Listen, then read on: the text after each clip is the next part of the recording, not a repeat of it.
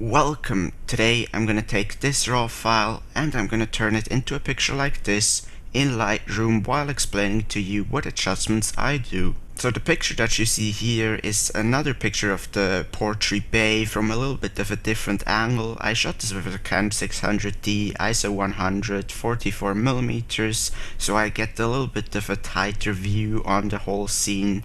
F16 I've just chosen so I could get a little bit of a longer shutter speed, 3.2 seconds. It's not super long, but it really gives me some smooth motion in this water, and I definitely like that. So first thing I want to do is definitely raise the shadows quite a lot here, something like that, and bring down the highlights, just my regular workflow. Then I'm definitely going to bring down the blacks so we get a little bit of contrast back in the whole scene, and bring up the whites. Usually, as you know, I would not clip any whites, but just if these lamps right here are clipped, I really don't mind that, so I want to make sure that I bring that to the right and just stop before anything else but the lamps get clipped. That looks pretty good, and let's play around with the contrast. That might actually be a scene where I want to go minus contrast here. Yeah, something like that, and I feel like clarity, I might even go minus clarity as well, just to kind of preserve the very soft feel. Then color temperature, very big here. This was actually shot at sunset, it's just so that you pretty much can't see any color because it was so much overcast, such dense clouds. So I'm gonna increase the color temperature here because I definitely messed it up in camera. It's way too blue, I didn't see it that blue, but let's just bring that to the right. I think that looks pretty good. And the tint, maybe a little bit of magenta as well. Don't want to go crazy with it, but just a touch works pretty good. Then let's bring up the vibrance, since this is a raw file where there's not really too much contrast added, so vibrance will work really well here. Just something like that. And the tonal curve down here, always love to bring up the highlights, add so much more dynamic in the picture. And the light slider here, this is a tough one. I think I'm just gonna leave that at 0. Maybe bring that a little bit down. And the shadow slider, maybe bring that a little bit down so we get a little bit more detail in just the very dark shadow parts. HSL tool, not gonna play around with that in this photo, but split toning, definitely gonna try around some colors here and try to add a little bit of color in the highlights just to give a little bit more interest and diversity in the color of the whole picture. I think I'm gonna go with a mixture between red and orange, maybe a little bit more towards the yellows. Obviously way too much saturation, but just a little bit, like 30 saturation here. Yeah, I think that works definitely better than before. And go down to detail tool. Detail tool, very important, is to add sharpening in almost all of your pictures. Even if you have a very sharp lens, adding sharpening really can help to get even more detail out of your picture, and you especially can see that in printing.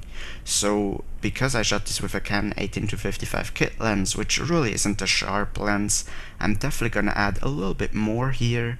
You definitely don't want to overdo that, but maybe around 60-65 works pretty well here.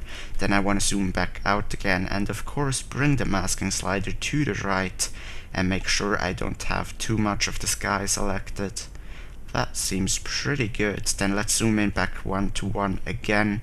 And in terms of noise, really not that much noise. I've just raised the shadows by 70, and I shot this at ISO 100, so there's really nothing crazy.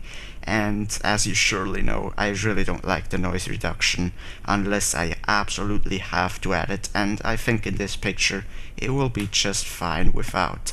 But of course, as always, bring the color slider to the right until all of the purple and green center noise disappears is an absolutely huge difference. I keep mentioning it in every single video, but it's really the truth. This color slider absolutely is amazing.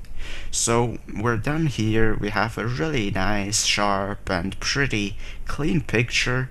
So let's go on for the last few tools, bringing down the vignetting and distortion removing on. That way, just get rid of the distortion. And color, of course, getting rid of the chromatic aberration. Then I feel like, when I'm looking at the picture like that, I almost feel like there's a little bit too much sky, because there's really no interest in the sky. So let me just go to the crop tool before I go into the vignetting, and just take down some of the sky to create a little bit more interest, to make the foreground a little bit bigger, and I definitely do like that a bit better than before. Then down here at effects, I think I'm gonna add a little bit of contrast here. That really seems like a picture where that will work and where that will add to the picture. So just a little bit, I think that works pretty good. Here's before and here's after. Then the last thing, camera calibration. Obviously gonna play around with these profiles as always and just stick with whatever looks best. That looks pretty good actually.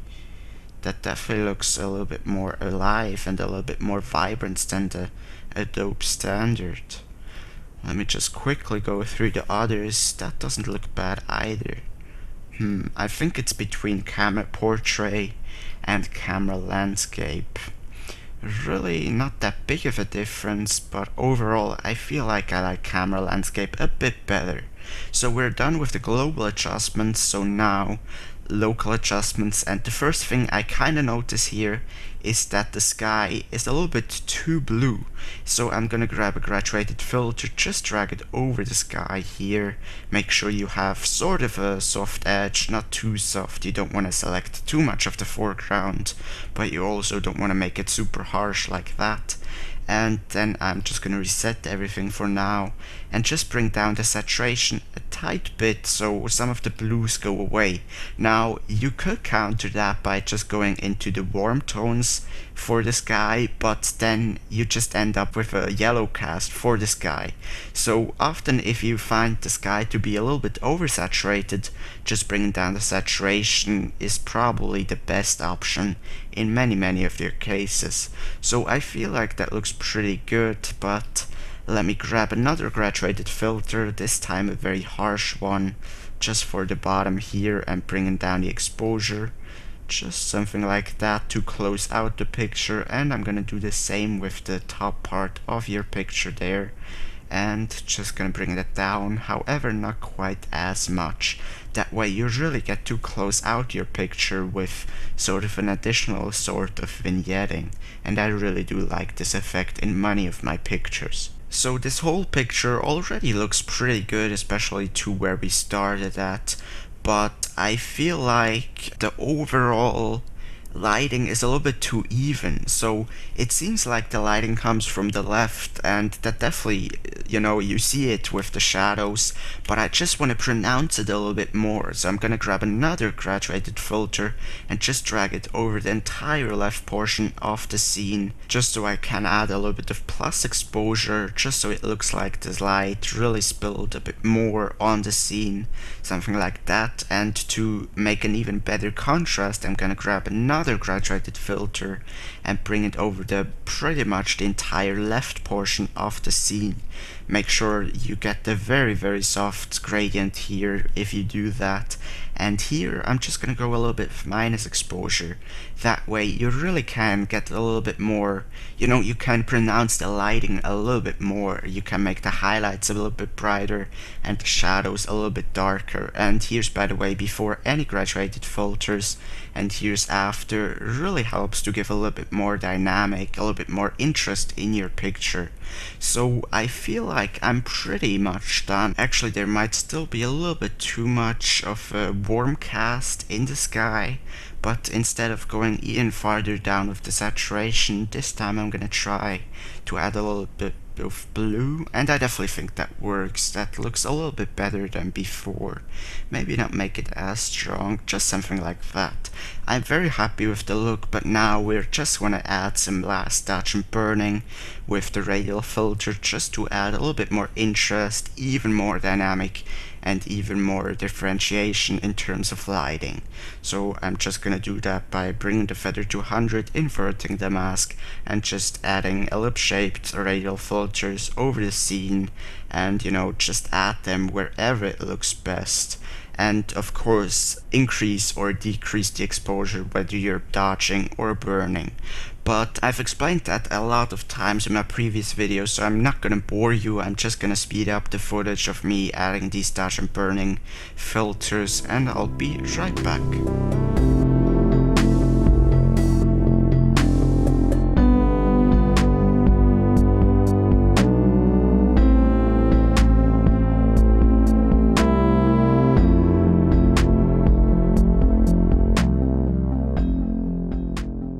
Okay, so I've added quite a lot of dodge and burning filters, maybe it took me like 3 minutes, and the thing is, you really don't have to add very big radial filters all the time. Not all of your filters have to be like that. As you can see, I've added quite a few, just very small ones down here, and for example for this house, really just very slight touch of exposure difference. But here is before and here's after, really a world of difference, so much more interest in terms of lighting, and really makes the whole flat kind of lighting a little bit more interesting. So I really think this picture turned out pretty good. Let's look at the history here. Here's before any editing, and here's after editing, and yeah, I definitely think it's good for what we started with.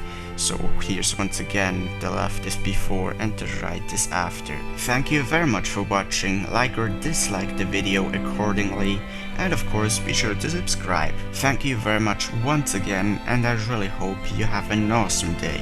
Take care.